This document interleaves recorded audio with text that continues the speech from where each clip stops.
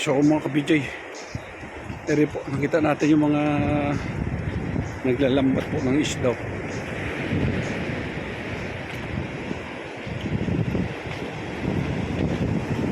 Kung wala din sila nahuli, konti lang, may nahuli naman po siya. Anong isda ito? Yung nasa si isda lang po mga ka-BJ.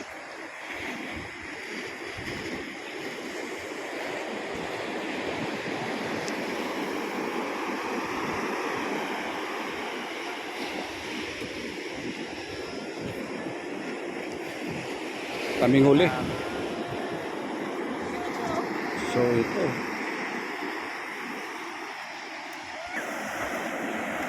So yan, inaayos pa po nila yung lambat nila.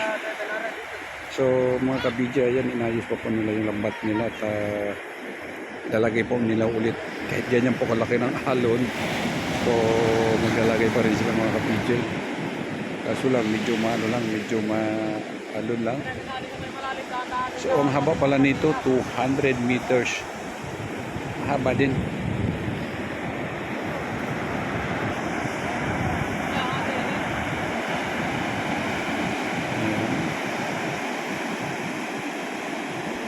Medyo nagbuhol-buhol po mga ka-BJ. So naghatak na rin sila kanina, hindi natin nabutan. Pero naman doon siguro mga 1 kilo nahuli nila. So pwede na po pang ulam yun. Pero ang isda, yung mga malilit na isda lang nakuha nila mga ka-BJ.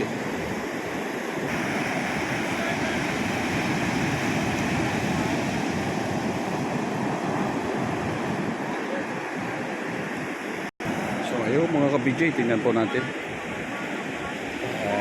Ilalagay na nila, susuba po sila sa kalakasan ng kalakihan po ng alon mga ka-BJ. Sanayan na rin po yung mga ka-BJ. Kung hindi tayo masanay, wala. Maligo nga lang tayo, hirap na hirap tayo mga ka-BJ pagka ganyan kalaki ng ulan pagka ganyan kalaki ng alon. Lalo na siguro pagka ganyan maglalagay ka pa ng lambat. So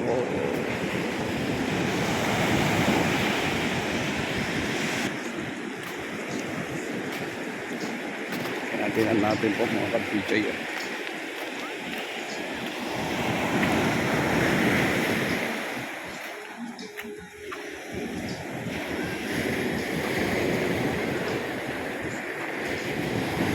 So ayun na po mga ka-BJ, yung dalawa.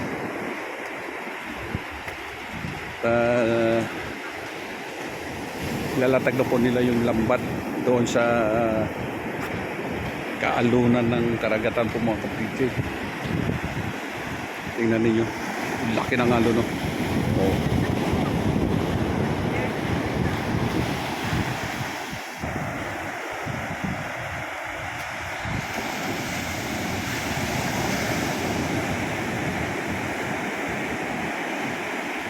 Ang laki ng alon, no? Ayan, okay.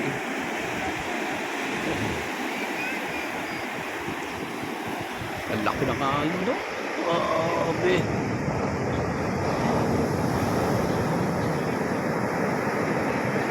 Hindi ang alon.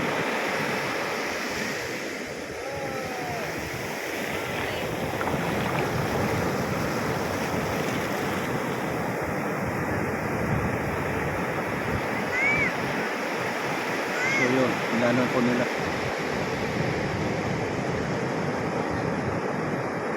Kahit sa kalakihan po ng mga ka-BJ, kayang-kaya po. Tulad po nung mga sinasabi ko sa inyo, sanayan lang po yung mga ka-BJ. Pagka ginagawa mo na talaga araw-araw, okay na yan.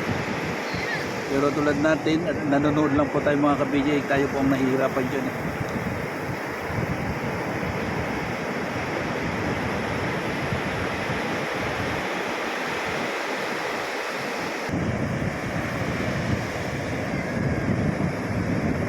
Ang ano, no?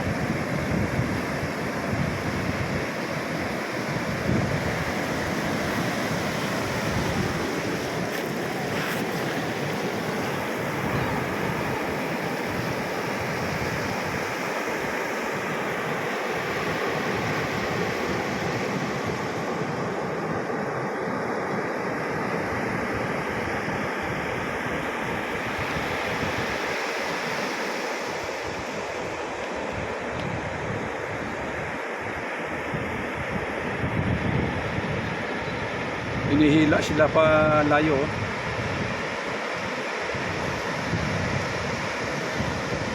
Hinihila. Oh.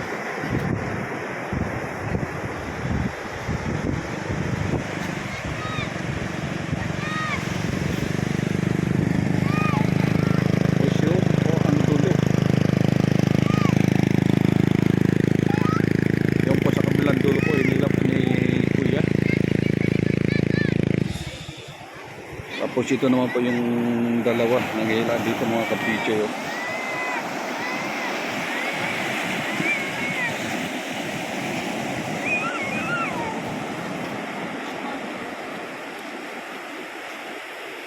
Ayan.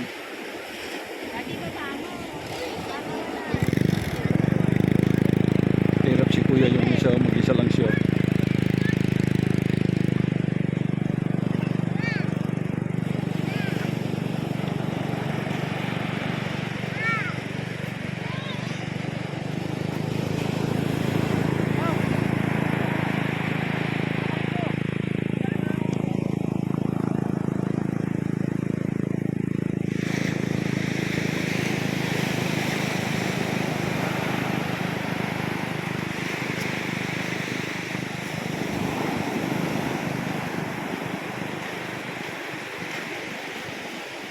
Ano kaya ang tawag dito po mga ka-PJ?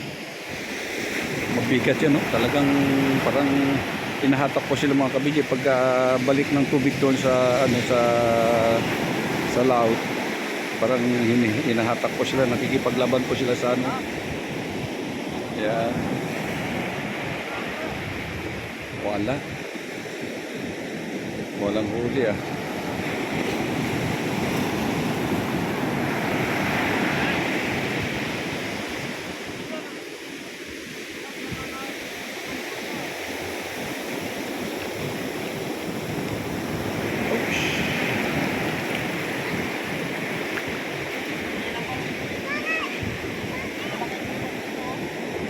Wala sila na huli ah.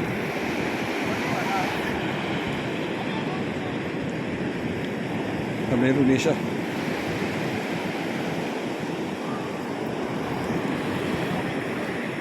May isa naman po mga ka-PJ. Mga taga-Kabanatuan pala ito. Mga taga-Kabanatuan pala ito mga ka-PJ. So, andito po sila sa resort dito. Parang gumagawa ata sila ng resort dito mga ka-PJ. Gumagawa ng mga cottage.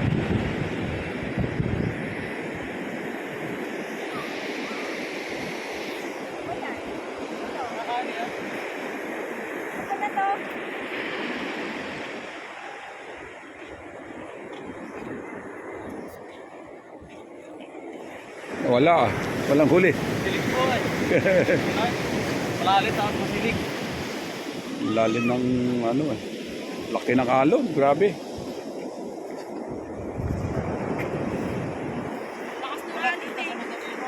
Lakas ng alon.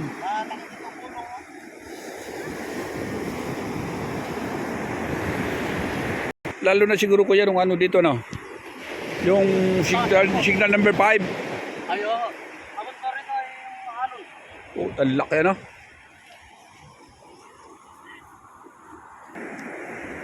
So wala po sila nahuli mga ka-PJ. Tingnan ninyo. Nanggagalaiti kasi yung mga ano, yung mga alon.